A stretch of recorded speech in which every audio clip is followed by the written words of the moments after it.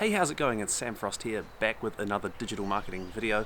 Now today I want to talk about gated content. It seems like you can't so much as go online and take a breath without someone asking you for your name and your email address and your phone number in order to take that breath. And I think a lot of people are starting to get pretty annoyed by this, myself included.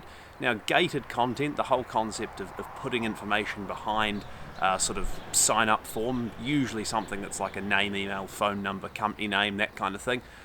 That sort of came around from this whole concept of inbound marketing. So you get someone, hitting a landing page or hitting something on your site, you've got a useful resource that you're going to give them, like a white paper or a guidebook or something like that.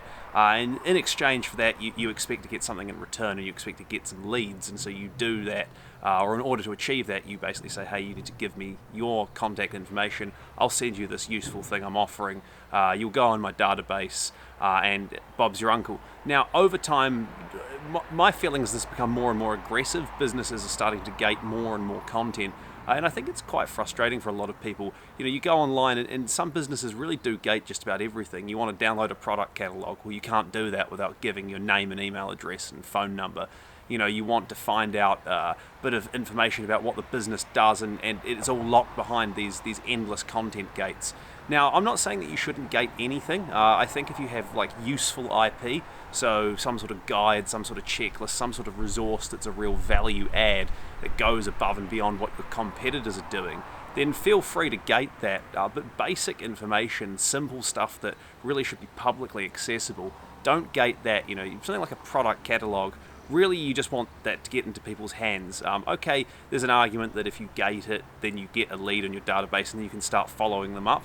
But in my experience, what this tends to lead to quite often, unless you're really good at executing this whole process, is you'll wind up with these people who put in their name and email address and phone. They know what's coming, which is, you know, a whole bombardment of emails, and they sort of switch off from the whole process.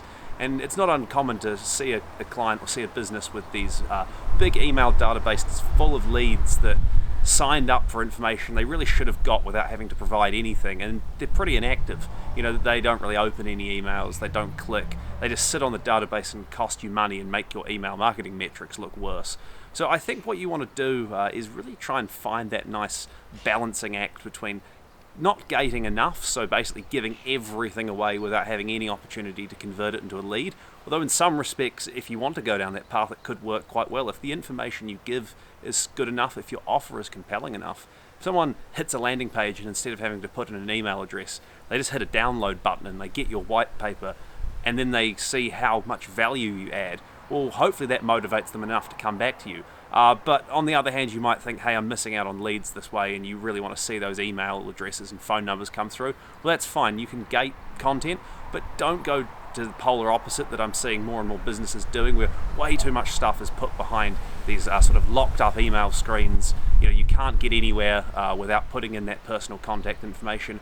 In this age of privacy concerns, in this age of security concerns, in this age of people being bombarded daily in their email inboxes, I think people are going to become more and more unaccepting of businesses that really force them to hand over too much information too early in the buying process. So I'd be interested to hear your take. What do you think about content gating? How effective do you find it? Where do you find that balancing point? Maybe you disagree, and maybe you think that you shouldn't give away any information without collecting lead info off the potential customer first. Whatever your feedback is, I'm keen to hear it. Leave a comment in the comment section below. If you're watching this on YouTube, please like and subscribe, and I'll see you on the next video.